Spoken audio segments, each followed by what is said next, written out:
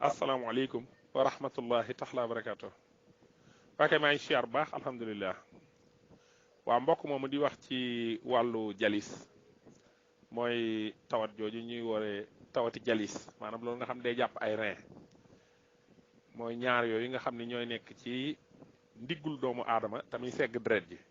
tamuy lu am solo ci nit ndax loolu bu yàqoo ci nit ki maanaam ñaare su amul dara loo xam ne da koy faja rek mën naa dem ba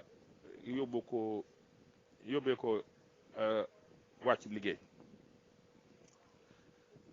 ndax tawat la ju bon te tawat la it joo xam ni dafa bari ay tawat yu koy joxe mu mel ni tension ak jabet su xasee daje ci nit rek day yomb ngir nit ki am loolu ñuy wooyee tawati jalis maanaam tawati rein bu fekkee day naan ndox moo xam ni sellut tamit day yomb ngir mu am ko ndax ndox moomu day dem ba calcaire yooyu day dem ba yàq tame yi nga xam ne ñooy segg deret ji ki nga xam ne nag am na ko li gën a gaaw ci li koy faj li ci gën a gaaw mooy daakaandey werek li ñuy wooyee daakaandey werek yoo xam ne daakaande werek dëggantaan la nag daakaande werek dëggantaan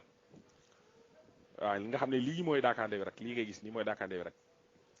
soo ko jëlee da nga koy wol ba mu nekk sunguf nga di jël kuddu def ko ci kaasu ndox daal di baxal ndox ba mu bax nga sotti ko ci kaas bi bàyyi ba mu seey day seey soo ko yëngalee rek day seey comme ni day seey ba jeex takk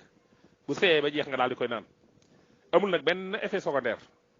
da nga koy def suba ak ngoon mën nga ko naan suba ak ngoon bu la leeree ni am nga tawat jooju ñuy woowee jalis rek boo ko dee naan suba ak ngoon moom day wér moom wér lay def wér ci lu wér kay loolu moom leer nañ kon ku ko jot mën nga ko envoyé keneen su ko defee ñu jariñoo ko ñi nga xam ne loolu dal na leen ñu mën koo jariñoo incha allahu taala